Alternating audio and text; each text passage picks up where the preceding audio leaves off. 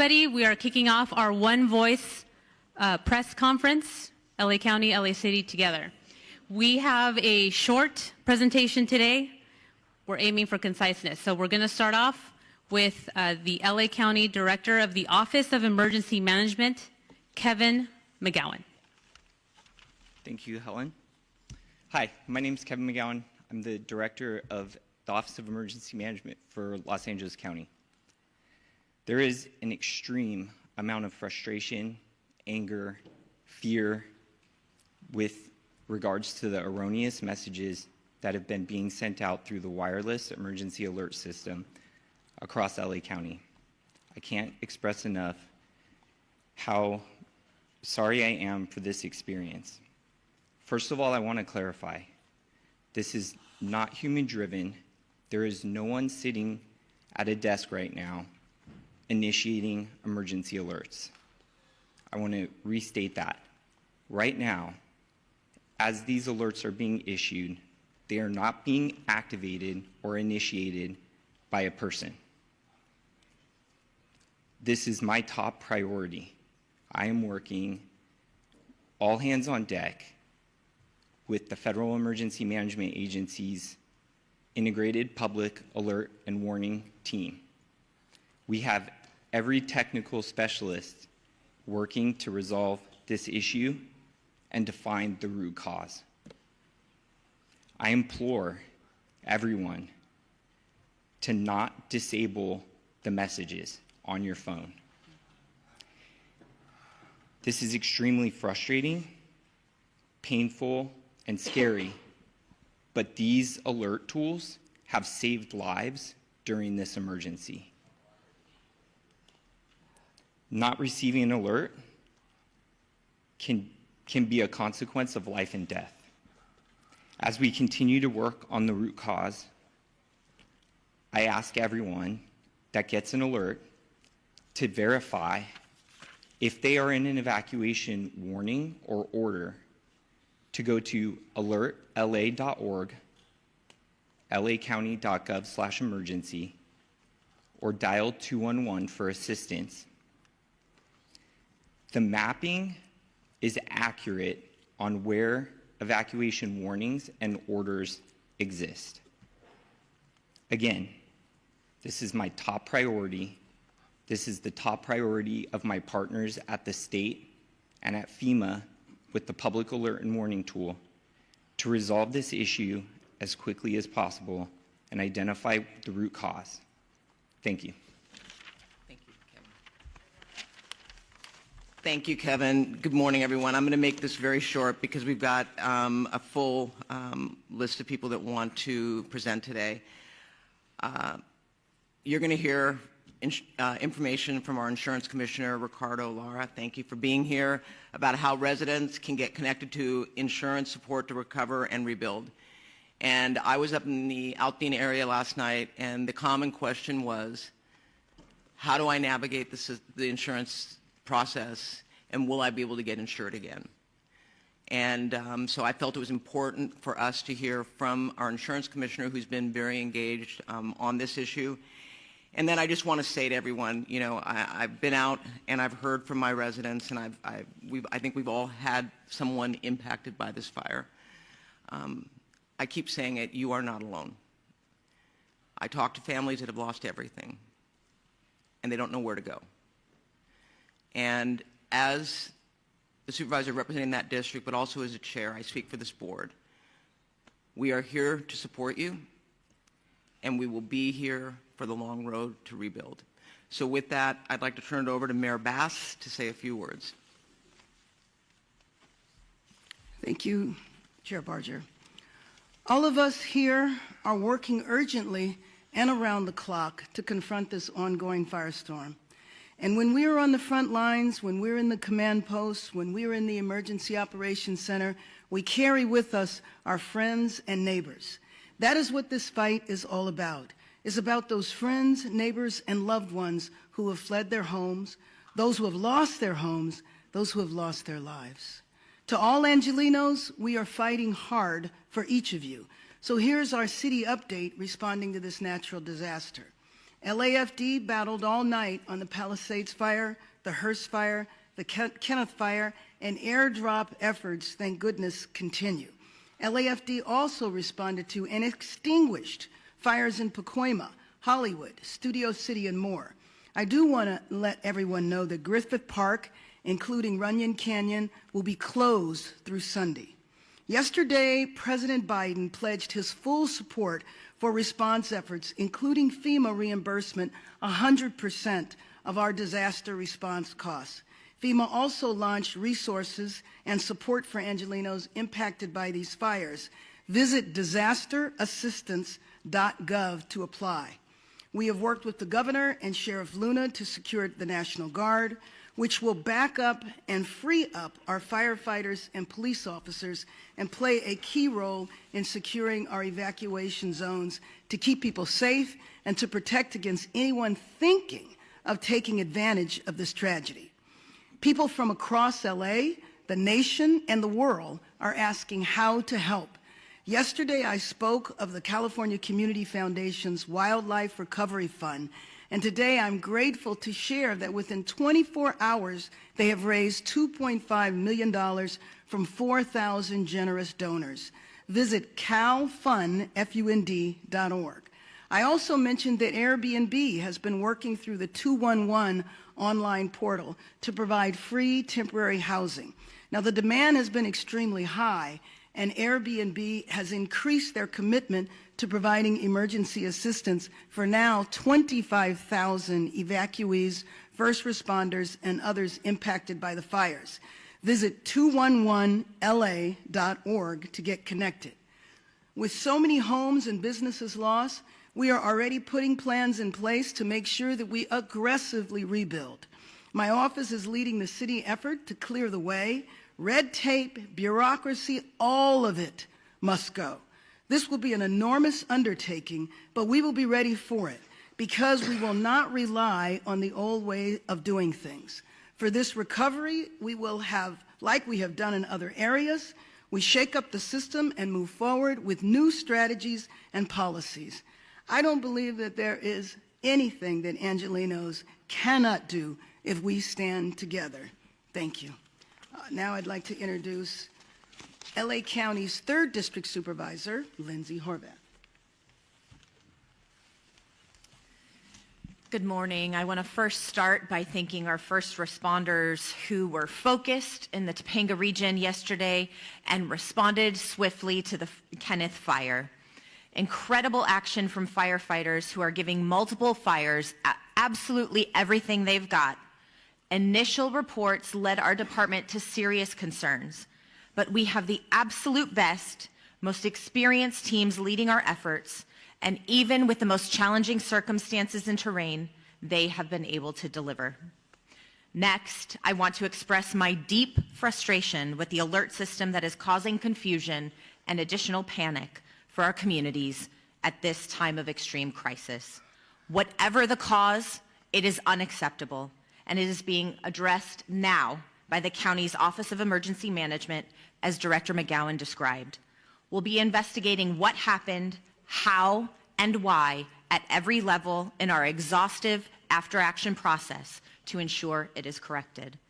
There is a reason why we have redundancies in our communication system. Crises require them. Please sign up for alertla.org, visit emergency.lacounty.gov, and tune into local radio and TV. Our LA media partners have done an incredible job getting the word out, and it's why we hold these press briefings. In terms of overnight updates in the communities I represent, we had a small brush fire of under 5 acres in Pacoima that the fire department knocked out quickly, and we thank them for their bravery and their swift action. The fires continue to have air quality impacts throughout the Los Angeles County region. A smoke advisory has been extended through Friday. To limit exposure, please remain indoors as much as possible, avoid outdoor physical activity, and run your air conditioner or air purifier if you have one.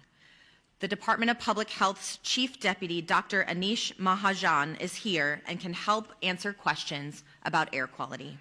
The strength and resolve of Los Angeles County residents, as well as our extraordinary first responders, from every level of government, as well as our private citizens from across the country and right here in our own county, will be the way we get through this unimaginable tragedy. Thank you. I'd now like to welcome up LA County Fire Chief Anthony Maroney. Thank you, Supervisor.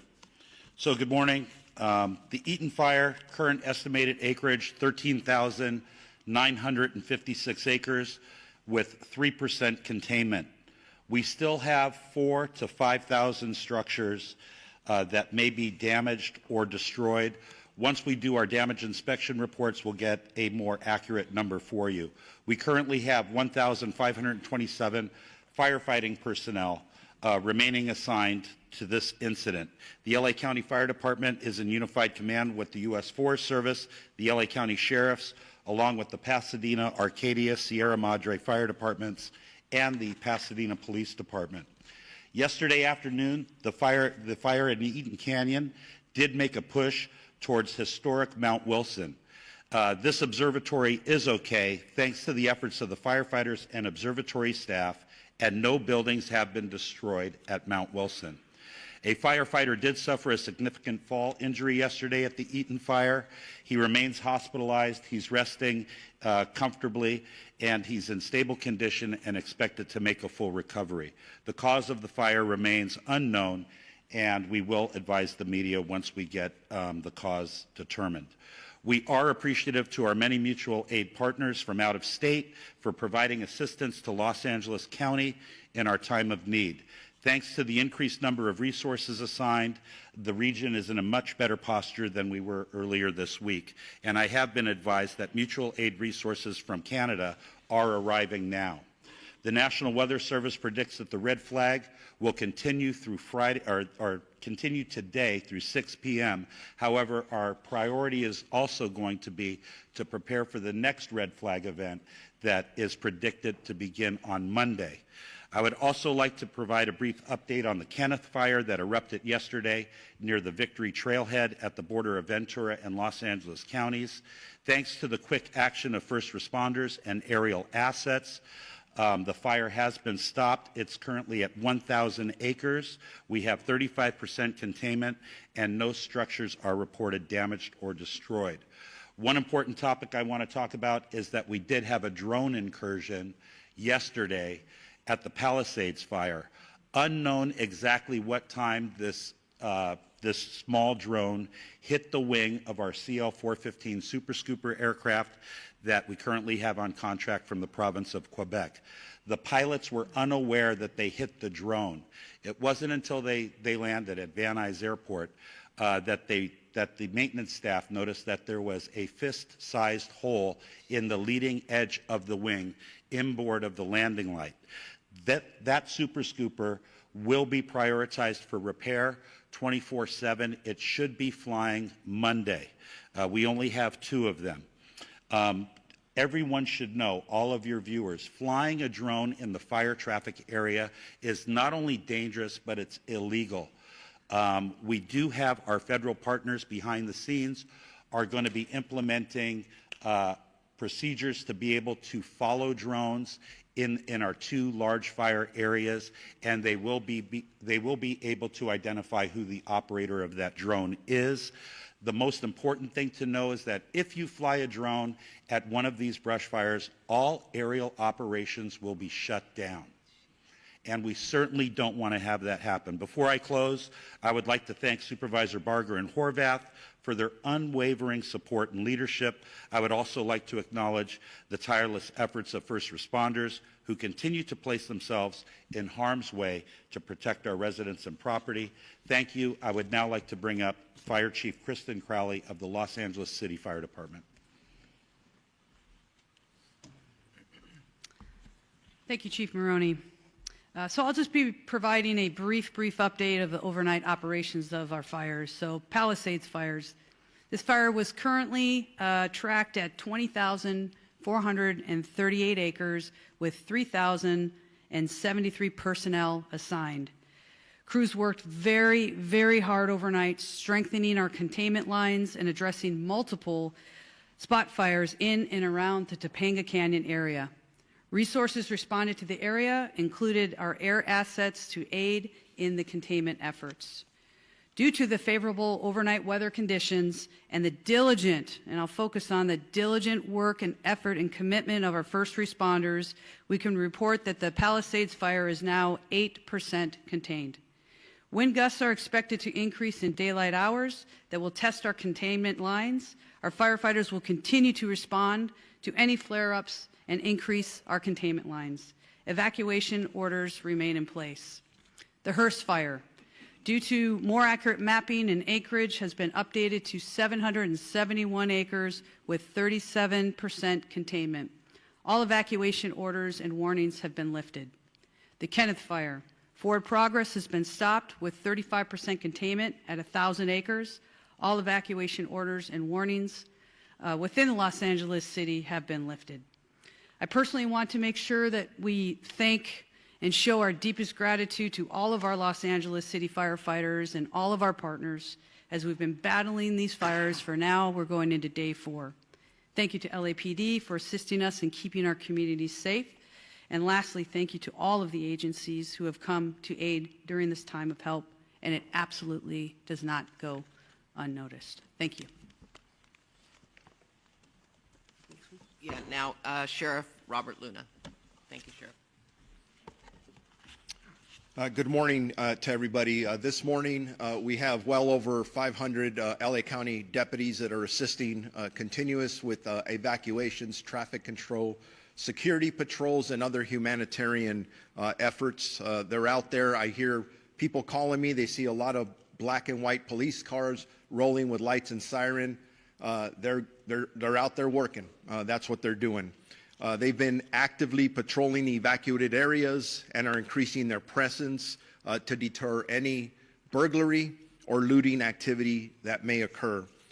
Just to summarize on evacuations for all the fires that we're dealing with, evacuations orders stand at approximately 153,000 residents that are under evacuation orders and approximately 57,830 structures at risk, and then evacuation warnings, approximately 166,800 residents under both warnings, or I'm sorry, those are just specifically for warnings.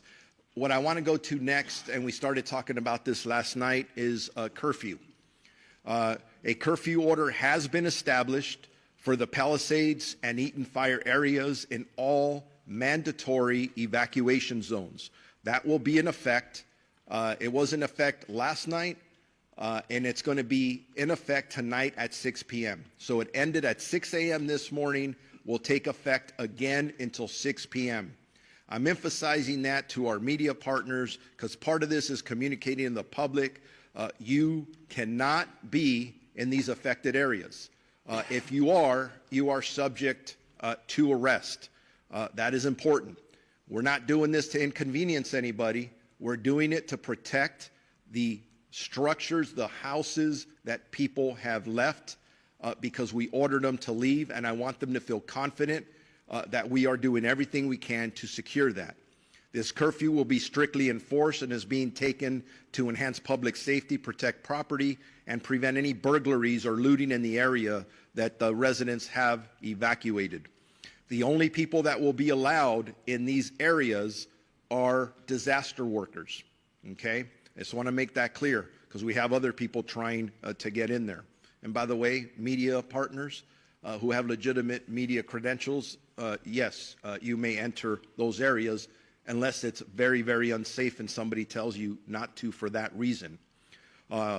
Again, just specifically, anyone found in violation of this curfew will be subject to arrest for a misdemeanor offense under LA County Code Section 2.68320, and conviction may result in a fine up to $1,000 or jail time. And I'm telling you right now, I know people talk about no bail, and I've given direction that if somebody's caught doing this, they are not going to get cited and released. They're going to get booked. We are not screwing around with this. We don't want anyone taking advantage of our residents that have already been victimized. The National Guard deployment. As many of you are aware, we asked for the National Guard I'm very thankful to Governor Newsom and the State Office of Emergency Services that fulfilled that request.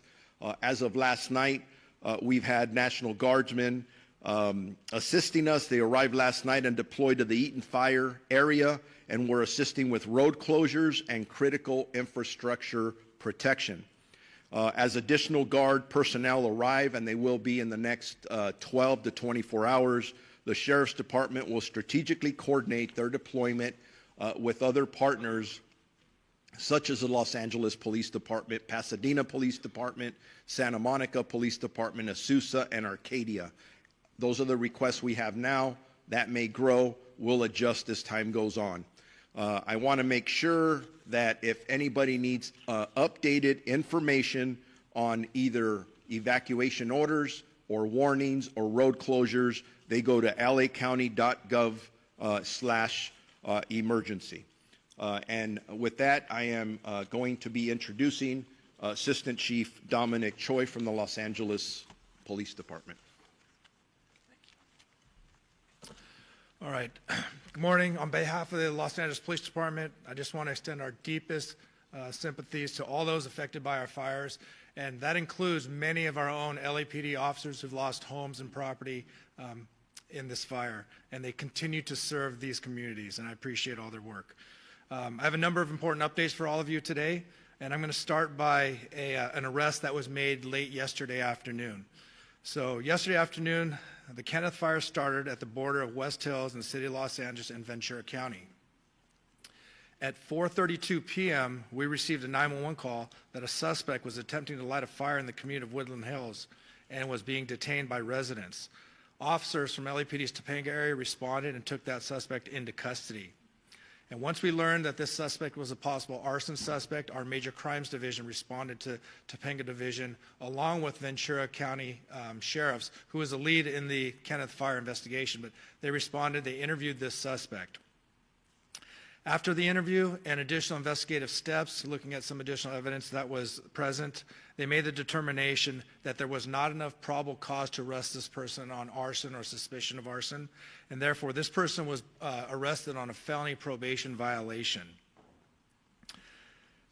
This investigation is ongoing, however, and I'd like to thank those community members that were involved in this in helping us bring this person to our attention, and so we can have an ongoing investigation. The second point I want to talk about is for any of those people looking for loved ones or missing people related specifically to the Palisades fire. Now, the county is also doing this for the Eaton fire, but for the city of Los Angeles, we've stood up a family assistance center. This center is located at Chevy Hills Recreation Center, and it's at 2551 Motor Avenue. It's going to be open today from 10 a.m. to 6 p.m. and tomorrow from 9 a.m. to 5 p.m. We will have 10 officers there ready to receive anyone who needs to report a missing person related to the Palisades fire. We will also have the American Red Cross, the Mayor's Crisis Response Team, the LA County Medical Examiner's Office, and the LA County Department of Mental Health. They will be there to help support, answer questions, and provide information as necessary. Again, I just want to emphasize this is for missing people related to Palisades fire. This is not for any other issues related to the fire.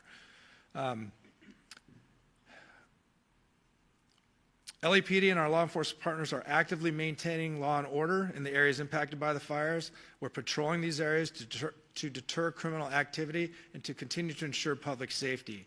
Today, we're deploying 210 officers in these impacted areas.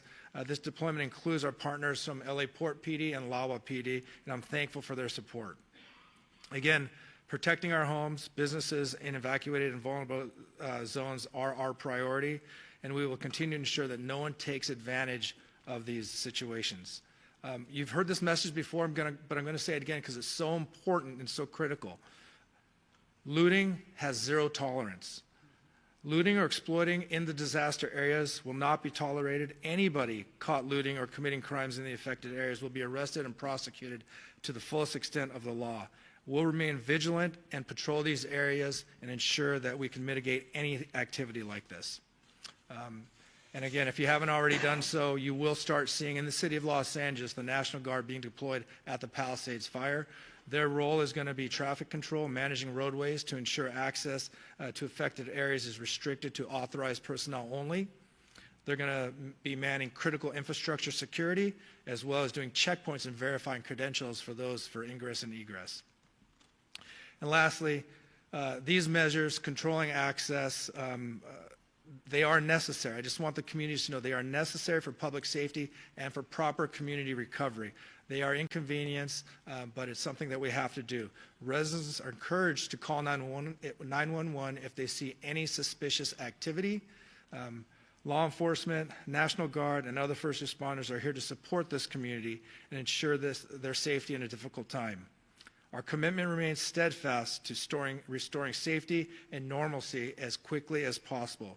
Your cooperation and resilience from the community are greatly appreciated. Thank you. And at this time, I'd like to introduce Los Angeles County District Attorney Nathan Hochman. Thank you and good morning. The District Attorney's Office will be considering up to now 5 different types of cases that will eventually be presented from law enforcement. Let's start with arson. If it is determined that there is a man-made and intentional setting of any of the fires involved in this situation, the people who committed this arson will be arrested, they will be prosecuted, and they will be punished to the full extent of the law. Right now, obviously, law enforcement and the firefighters are focused on containing these properties, saving lives, saving homes. But eventually we will get to the causes of those fires, and in that part the DA's office will be working with law enforcement to go after anyone who is guilty of the crime of arson. Second types of crimes. If people are going to violate this curfew restriction and they get arrested, they will be prosecuted. Let me back up what the sheriff has said. In order to protect the homes of people who've been ordered to leave those homes, the sheriff, the Los Angeles Police Department, and local law enforcement is going to be working overtime to protect your home. In that way, if you violate the curfew, you will be arrested and then you will be prosecuted by the district attorney's office. Third issue, looting. Looting is a despicable crime. For the people who've already been arrested, please know that this is not going to end well. You will be punished to the full extent of the law, and I'm sending this warning message out again. If you want to take and go ahead and take advantage of people who have tragically suffered enormous losses in this county, the district attorney's office, working with law enforcement, will make sure you are arrested, you are prosecuted, and you are maximally punished. Drones. If you're thinking that it's fun to send a drone up in the area for your own amusement, or you want to get information that nobody else can get, and you do it in one of these areas for which drones are not permitted, I'll repeat one more time. You will be arrested, you will be prosecuted, and you will be punished to the full extent of the law. And the last type of crime that we'll be looking at are scams, and we're already seeing them. We're seeing people being targeted in GoFundMe scams by people who are trying to entice people to give money to people who have suffered when the people who are arranging this GoFundMe page are nothing but scammers. You must be aware of who you are being approached by and who you actually can go ahead and give your money to if you want to help them. We're going to see that eventually with insurance scams. We'll see it with government benefit scams. And yes, they are going to target the people who have been tragically affected, and you cannot allow them to do it. I would suggest that if you want internet resources and who to give money to, go to recovery.lacounty.gov. It has a whole list of organizations that you can, if you want to, contribute to, and it does it in both English and Spanish. Also, you can go to the LAFD.gov's website as well. But my message to the public is beware. These scammers look at this as an opportunity. Do not let them take advantage of you. And one more message to the scammers: you will be arrested, you will be prosecuted, and you will be punished to the maximum extent possible. I'd like now to introduce California Insurance Commissioner Ricardo Lara. Thank you. Before I begin, I want to publicly thank the insurance commissioners from across the nation and the international insurance supervisors who have offered assistance and support during this difficult time. My heart goes out to my fellow Angelinos and to the firefighters currently battling these blazes. Let me be clear, my top priority is to protect all affected people during this crisis and assist in their insurance recovery. My primary concern at this very moment is to ensure that wildfire survivors receive the insurance benefits to which they are entitled to as soon as possible. I understand that this may be new and the extent of the calamity here in Southern California and compounded by the insurance and financial stresses that these wildfires have caused. However, at the Department of Insurance, we have been confronting wildfires and other natural disasters throughout our entire state for a very long time, making us, unfortunately, response experts. Now is the time for you to focus on your family and on your health. The last thing you should be worrying about is your insurance.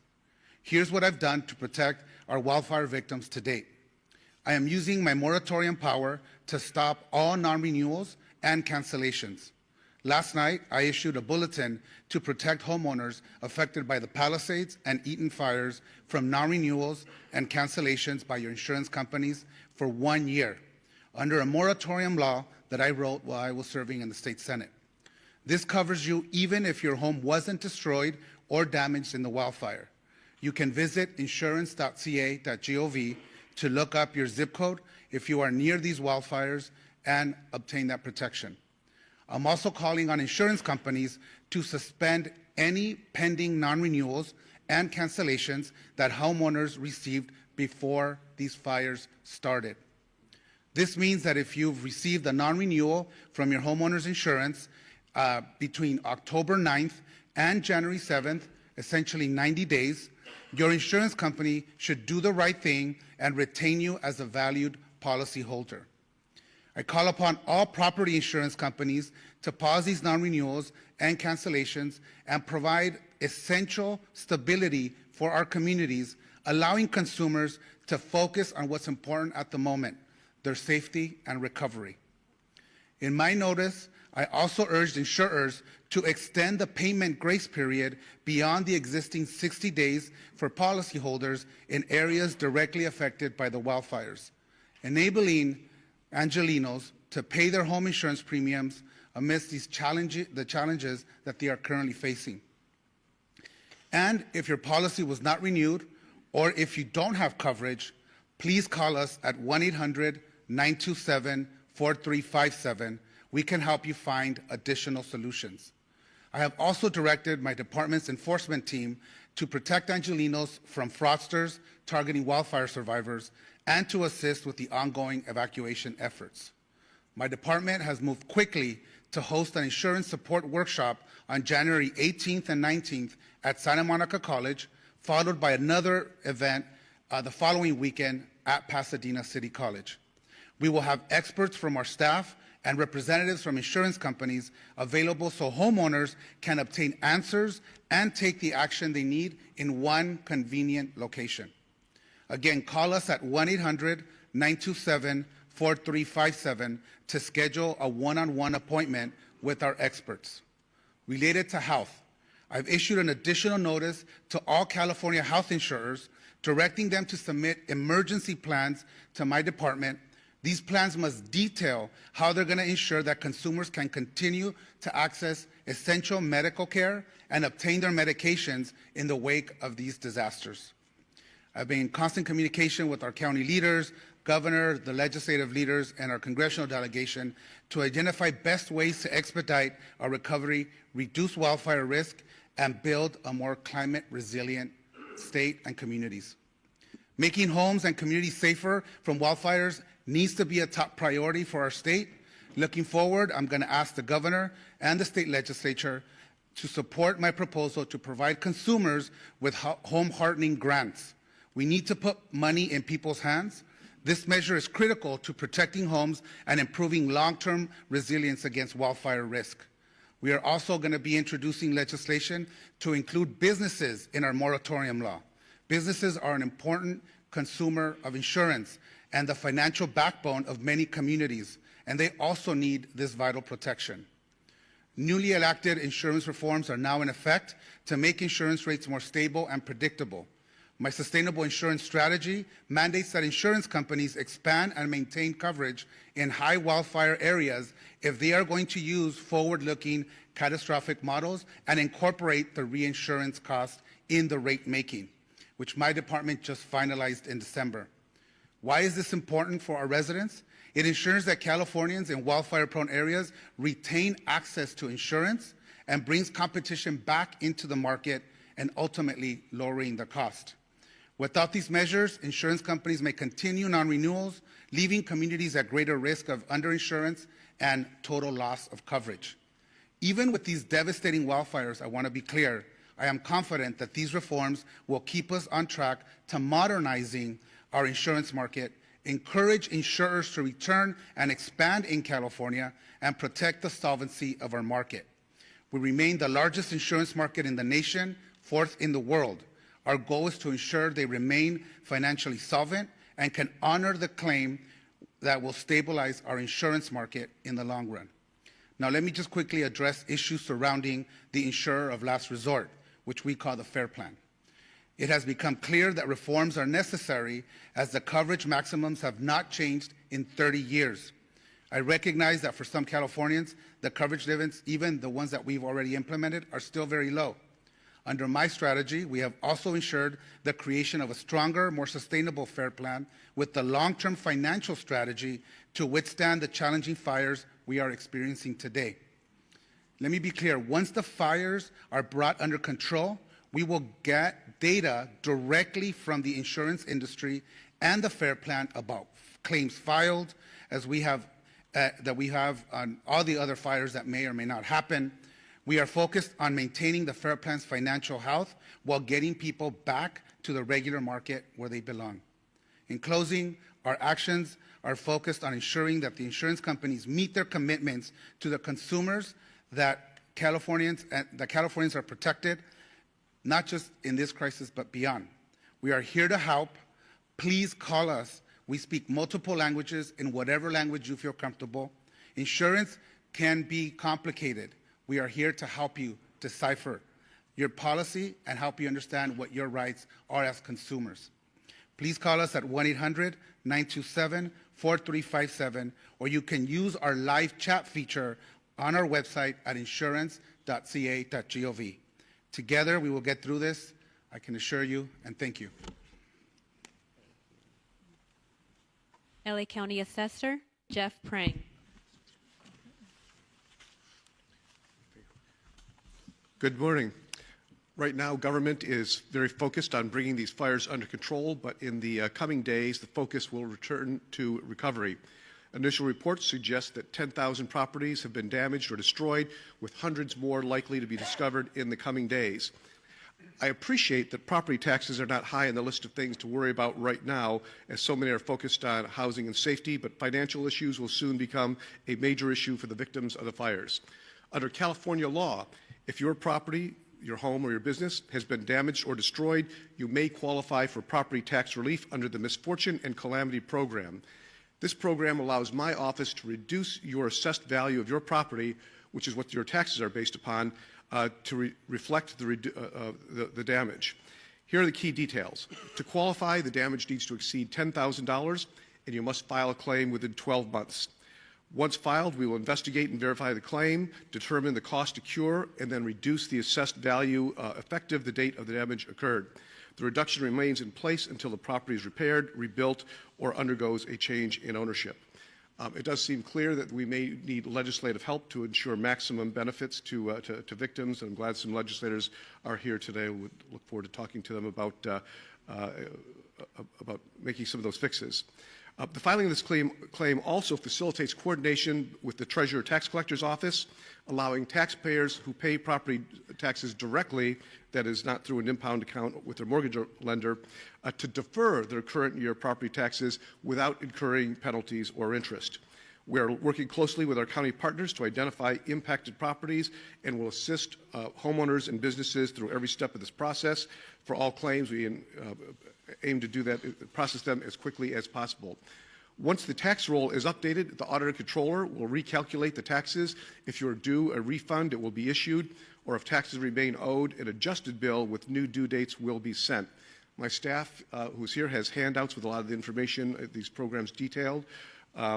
I did want to also emphasize that you should not pay anybody to access these services. My office provides them all for free, and we can be reached at assessor.lacounty.gov or at 213-974-3211. Thank you. Thank you. U.S. Fire Administrator Dr. Lori Moore Merrill. Good morning. Thank you. FEMA and the U.S. Fire Administration remains on the ground to support the response and recovery efforts here for these fires. And I just want to have a reminder, as the mayor said, President Biden, through a major disaster declaration, has committed to cover cost associated with these fires at 100% for 180 days. For those who are affected and individual assistance, you can go to disasterassistance.gov, or if you prefer, to call someone, speak to someone directly. It is 1-800-621-3362. Our hearts remain with those who are affected, and certainly with the firefighters who continue the fight on the front lines. Helen, I'll turn it back to you. Closing remarks by Chair Barker. Thank you. In closing, I just have to say that this is called One Voice, and it's One Voice because while it's focused on unincorporated Altadena and I know Palisades and Pasadena, we're working with our state and our federal partners to ensure that we are providing all the resources necessary. So I want to acknowledge people that are here today. Supervisor Holly Mitchell, our colleague who's here to support us, Pasadena Mayor Victor Gordo, Santa Monica Mayor Lana Negrete, Assemblymember Jess Gabriel, and Assemblymember Jessica Caloza, who are here. Did I miss anybody? I think that's... So again, I want to thank you all, and with that, we're going to take maybe one question, because I know we've got to run out to Altadena, but go ahead. Okay, why don't we go? Can we just, Supervisor, I'm so sorry, we'll just get a couple over here. Just 2 or 3. We'll do, by the way, we will do one-on-one interviews afterwards, okay? I will help you get the information you need. Go ahead. Thank you. My question is for Mayor Bass. Jonathan Migliai with CBS News. Yesterday, you asked for the public's patience as you assess the response. As you well know, then millions of people receive false alarms. It's been acknowledged here in this room that many may now be deactivating their alerts on their phones. I have heard from many people who are ignoring them altogether. We have red flag warnings still in effect. They will resume again next week. There is no rain in the forecast. What are you doing at this point to earn back people's trust and to make sure these mistakes don't happen again? Well, first of all, I think that was addressed at the beginning of the press conference by Kevin McGowan. I would like that from you. I don't, you're the top official here. So let me just be clear. I am going to spend every moment that I can making sure that I am in as many areas as possible, meeting and talking to residents to see what is needed in the recovery. But I also mentioned that we're moving into recovery mode at the same time, meaning that we want to see the city rebuilt. We want to see Los Angeles come together. Let me finish. We want to see Los Angeles come together. You are deflecting from the question. You have millions of people here who get these alerts. They are ignoring them. You still have red flag warnings in effect. There is a real threat here. What is your message to your constituents who are losing faith?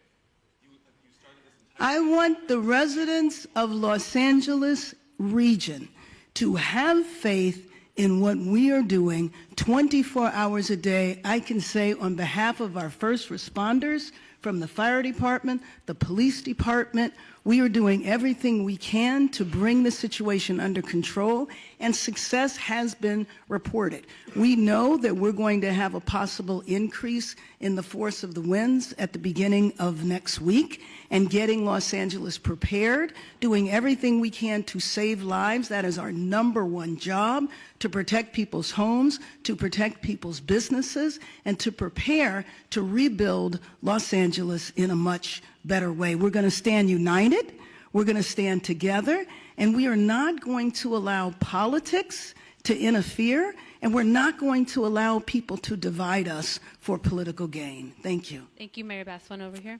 Bob DeCastro from Good Day LA, Fox 11. Just to follow up on that, because even after yesterday that errant message was sent out to Los Angeles County's some 10 million people, overnight, people were still receiving many messages, and we were even fielding calls from our own newsroom from people as far as San Bernardino that were receiving calls. You have no idea why people are getting these alerts and being startled in the middle of the night when they're already on edge in the Inland Empire. Why has that happened? You have no idea. And you also ask that people verify and get onto a website. Not everybody has the ability to jump on a website when they're panicked to try and figure out whether or not this is an actual alert.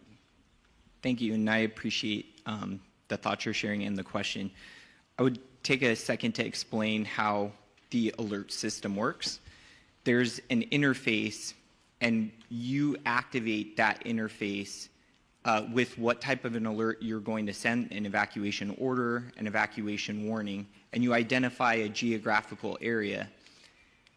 After you initiate that message package is sent into what is the Integrated Public and Alert Warning System aggregator. That then transitions, I'll call it for lack of better terms, into a cloud that connects with all of our cell service providers. The root cause analysis is trying to establish where along that sequence there is an error going on. And in addition to that, it is important to understand that the cellular phone towers have different reach in how they're activating the message to the cell phone. And so it's a common phenomenon that there's a term called bleed over, where a cell phone that may be in a different jurisdiction or a different area is receiving that message from a cellular tower that may be geographically in a different space. So right now, our number one priority is to establish how we can work with in coordination with our federal and state partners, how we can stop the messages that are going out right now that are not being initiated by a human action, to stop that, and then understand how that occurred so that the tool can still be used for what was identified as like a critical fire weather that we're still experiencing and will continue to experience. So can I just follow up on that? The bottom line is we are going to drill down, because I too got the alert. I got 2 alerts, and then I got an alert telling me to disregard the alerts. And, you know, as someone who has communities that are on edge, that are lined up, and I'm sure Mayor Gordo has the same situation going on as well, they're on pins and needles thinking that they're next. So we're drilling down right now, and the way it's described to me is there are towers that are now powering up, and it's up in this cloud. It's kind of like when you send an email and it goes into draft, and then once you hit internet, it gets sent. Similar, but my question is, why can't we turn it off? And the answers we're getting are not satisfying. I'm not making any excuses. It's unacceptable, and it is frustrating because we are asking people to trust us, to believe us when we say evacuate. So if we're going to tell them to evacuate, we better make darn sure we're targeting the right people. So don't think we're taking this lightly. I'm not. And I know that my residents aren't. So I hear you loud and clear. The frustration you're hearing from me is based on the frustration I'm hearing as well from my constituents who are asking, when we get it, is it going to be legitimate? Should we listen or should we ignore? Or disable altogether?